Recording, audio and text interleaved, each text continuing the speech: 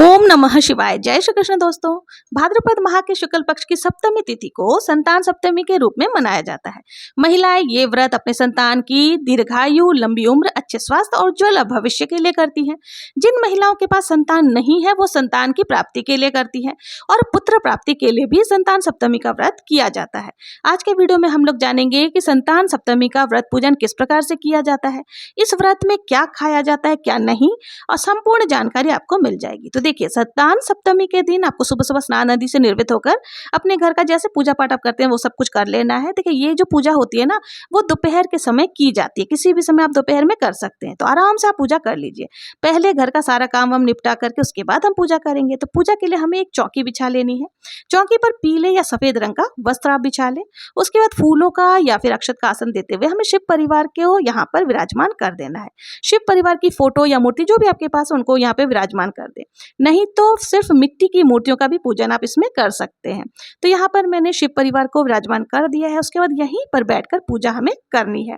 संतान सप्तमी का जो डोरा है ना, यहीं आसन के पास में, यानी कि जो हमने चौकी लगाई है यहीं पर बनाना पड़ता है।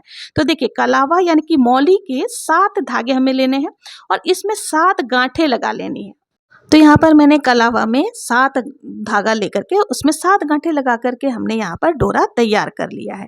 तो देखिए, इस प्रकार से हमें डोरा तैयार करके यहीं पूजन में रखना है।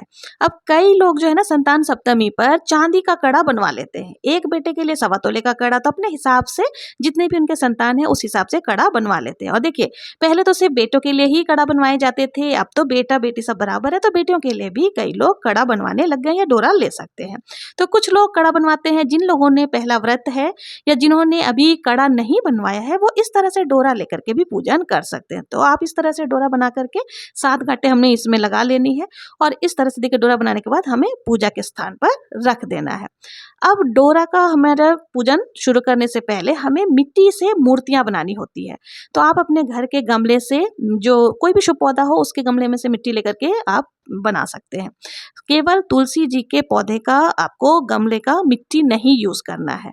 तो यहाँ पर हमें गणेश जी, भगवान शंकर जी और माता पार्वती जी की मूर्तियां बना लेनी। कोई विशेष आकृति की जरूरत नहीं है, जैसे आपको आती है पिंडी स्वरूप में मूर्तियां बनाकर उनकी हमें यहाँ पर पूजन करनी है। तो यहाँ हमारी मूर्तियां तैयार हो चुकी है, उनको हम रख चुके हैं।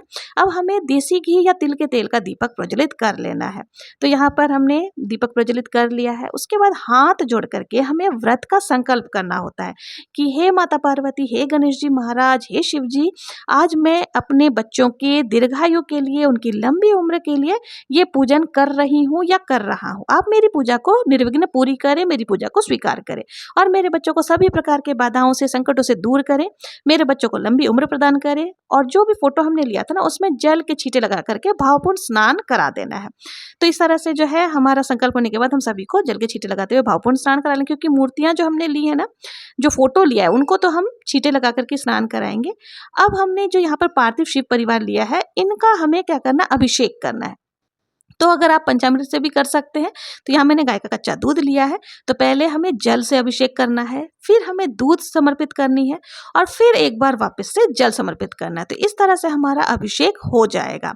अब देखिए, यहाँ पर हमें सभी को तिलक लगाना है और वस्त्र स्वरूप हमें कलावा समर्पित करनी है। तो जो हमने तस्वीर लिया है उस पर हम चुनरी उड़ा देंगे। चुनरी नहीं है तो आप वस्त्र स्वरूप कलावा भी समर्पित कर सकते हैं, यानी मौली धागा भी समर्पित कर सकते हैं। फिर हमने जो गणेश जी हैं, शिव शंकर है, माता पार्वती है, उनको भी हमें यहाँ पर चुनरी या फिर जनेऊ आदि समर्पित कर देनी है। तो यहाँ पर मैंने गणेश जी को और शिव जी को जो है जनेऊ समर्पित कर दिया है और माता गौरा जो है उनको हम चुनरी समर्पित कर देंगे। फिर यहाँ पर देखिए, सभी को तिलक जो है ना, शिव जी को चंदन से तिलक लगाया जाता है, भगवान शिव शंकर को रोली से तिलक नहीं लगाया जाता। तो यहाँ सभी को हम चंदन से तिलक लगा देंगे और माता पार्वती और गणेश जी को हमें रोली से तिलक लगा देना। फिर हमें अक्षत समर्पित कर देना है। इस तरह से हम तिलक आदि लगा देंगे। अब हम, अगर आपके पास फूल है तो आप फूल समर्पित कर सकते हैं। किसी कारणवश अगर फूल ना मिले तो कोई दिक्कत नहीं है, बिना फूलों के भी पूजन कर सकते हैं। इस पूजा में विशेष होता है दुर्वा घास। तो आपको दुर्वा घास जरूर से लेना है। और शिव जी के पसंद की जो भी अगर आपको मिल जाती है चीज़ें, जैसे बेलपत्र हो गए, शमी पत्र हो गए, धतूरा हो गया, भांग हो गया, अगर ये सब मिल जाते हैं तो बहुत अच्छा है। नहीं मिलते हैं तो केवल बेलपत्र ही सही आप शिव शंकर को जरूर से समर्पित करेंगे। तो यहाँ पर मैंने बेलपत्र आदि चढ़ा दिया है और इसमें जो है दुर्वा घास का विशेष महत्व होता है, तो हम दुर्वा घास भी जरूर से यहाँ पर गणेश जी को समर्पित कर देंगे। तो यहाँ पर हमने सभी को समर्पित कर दिया। अब देखिए, माता पार्वती को श्रृंगार सामग्री जरूर से समर्पित करनी चाहिए। तो अगर आपके पास श्रृंगार सामग्री जो भी है वो जरूर से समर्पित करें। अगर ज़्यादा नहीं है तो कम से कम 5-7 चीज़ें हमें जरूर से समर्पित करनी चाहिए। तो यहाँ पर हमने चूड़ी, कंगना जो भी है ये सारी चीज़ें, बिंदी, सिंदूर आदि समर्पित कर दिया है। फिर हमें भोग समर्पित करना। देखिए, भोग जो होता है ना, इसमें जो संतान सप्तमी का जो भोग होता है उसमें 7 मीठी पूरी या पुए बनाए जाते हैं। ये जो पुए और पूड़ियाँ आदि हैं, इनके साथ में कोई फल फ्रूट भी आप रख सकते हैं। ये 2 जगह पर समर्पित किया जाता है। देखिए, एक माता पार्वती के लिए और एक स्वयं ग्रहण करने के लिए। तो आप खीर, पूरी, हलवा, मिठाई, भोग जो भी आपने फल फ्रूट आदि लिया है वो आपको ले लेना है, उनको समर्पित कर देना है। और ये जो माता पार्वती का भाग रहेगा ना, उसे हमें दान करना है। आप अपनी सासू माँ को दे सकते हैं, जिठानी को दे सकते हैं, ननद को दे सकते हैं, अगर कोई नहीं तो पंडिताइन को आप ये दान स्वरूप दे सकते हैं। और दूसरा हिस्सा जो हमने चढ़ाया है ना 7 पूरी वाले, वो हमें स्वयं ग्रहण करना है, यानी कि जब जिसने भी व्रत किया है उसे खाना होता है। इस तरह से 7 पूरी और 7 चीज़ें जो भी गुलगुले आदि हैं वो माता पार्वती को आपको समर्पित कर देना है। साथ में देखिए, कोई भी फल है तो वो भी आपको जरूर से समर्पित करना है। इसके बाद हमें जल भी जरूर से समर्पित करनी है। फिर हाथ जोड़ करके भोग को ग्रहण करने के लिए निवेदन करना है। यथासंभव दक्षिणा भी आपको जरूर से समर्पित करनी है। दक्षिणा जो है वो पूजा में रही कमियों को पूर्ण करती है। तो हमने दक्षिणा भी समर्पित कर दिया है। अब देखिए, संतान सप्तमी की व्रत कथा जरूर से सुननी चाहिए। अपने संतान की दीर्घायु के लिए हमें व्रत कथा जरूर से सुननी चाहिए। तो उसके लिए हमें एक कलश में जल ले लेना है, हाथ में पुष्प और अक्षत लेकर के हम कथा का श्रवण करेंगे। देखिए, कथा का वीडियो आपको मेरे चैनल पर मिल जाएगा। अगर मैं यहाँ कथा सुनाऊंगी तो वीडियो बहुत ज़्यादा लंबा हो जाएगा। तो आप कथा, या तो अगर आपके पास पुस्तक है तो पुस्तक से कथा सुन सकते हैं, नहीं तो मेरे चैनल पर कथा है, आप वहाँ से भी जा करके कथा सुन सकते हैं। बहुत ही प्रेम पूर्वक कथा में सुन लेना है। कथा जब हमारी पूर्ण हो जाएगी तब हमने जो हाथ में अक्षत और पुष्प लिया था वो हमें शिव जी के चरणों में डाल देना। थोड़े से जो है अक्षत है वो हमें जल के लोटे में भी डाल देना है। तो इस तरह से जो है हमारी कथा पूर्ण हो जाएगी। अब हमें आरती करनी है। तो आरती करने के लिए देखिए, आप चाहे तो कपूर से आरती कर सकते हैं, नहीं तो जो दीपक हमने यहाँ प्रज्वलित करके रखा है उससे ही हमें प्रेम पूर्वक आरती करनी है। आरती कर लेने के बाद देखिए, शिव शंकर की आरती हम यहाँ पर कर लेंगे। आरती करने के बाद हाथ जोड़ करके पूजा में रही कमियों के लिए हमें क्षमा याचना कर लेनी है और अपने संतान की लंबी उम्र के लिए प्रार्थना करनी है। इस तरह से हमने जो पूजा करनी थी वो हमारी पूजा हो जाएगी। पूजा के बाद हमें क्या करना है, अपने सीधे हाथ में थोड़ा सा जल लेकर के चौकी पर 2 बार वार देना है। इस तरह से हमारी पूजा पूर्ण हो जाएगी और हाथ जोड़ करके क्षमा याचना कर लेनी है। अब इसके बाद देखिए, जो जल का कलश है वो हम सूर्य देवता को अर्घ्य दे सकते हैं।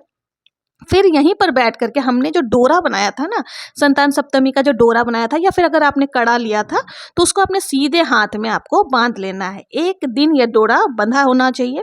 अगर आपने कड़ा बनवाया है तो कड़ा इसी टाइम पर आपको धारण कर लेना है, और अगर डोरा है तो डोरा भी आप सीधे हाथ में बांध लीजिएगा। तो इस तरह से ये डोरा अपने हाथ में बांध लेने के बाद डोरा का जब पूजन है साथ साथ करना बहुत ज़रूरी है। डोरा हम अपने हाथ में बांधेंगे, उसके बाद पूजा के बाद हमें व्रत खोलना है। देखिए, जो हमने भोग चढ़ाया है ये माता पार्वती के नाम का एक भाग है और एक व्रत करने वाले के नाम का है। तो जो माता पार्वती के नाम का है वो हम दान स्वरूप दे देंगे और दूसरा भाग जो है वो हम ग्रहण करेंगे। श्रृंगार की जो सामग्री हमने चढ़ाई थी माता पार्वती के आशीर्वाद के रूप में अपने स्वयं के यूज में ले सकते हैं, और जो दक्षिणा है उससे भी हमें दान स्वरूप दे देना है।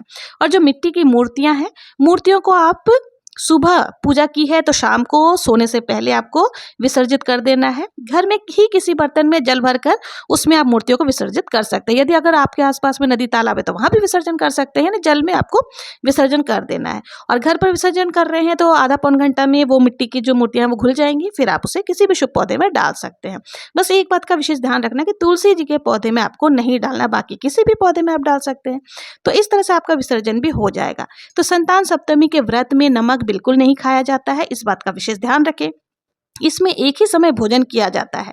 जो हम प्रसाद में चढ़ाते हैं, 2 जगह जो भोजन चढ़ाया है उसमें से 7 पूरियां जो हमने अपने नाम की चढ़ाई थी वही हमें खाना होता है, और जो माता पार्वती के नाम का है वो हमें दान स्वरूप देना होता है। आप अपनी ननद, जेठानी, पंडिताइन आदि किसी को भी दे सकते हैं। तो इस तरह से जो है संतान सप्तमी का पूजा हो जाती है।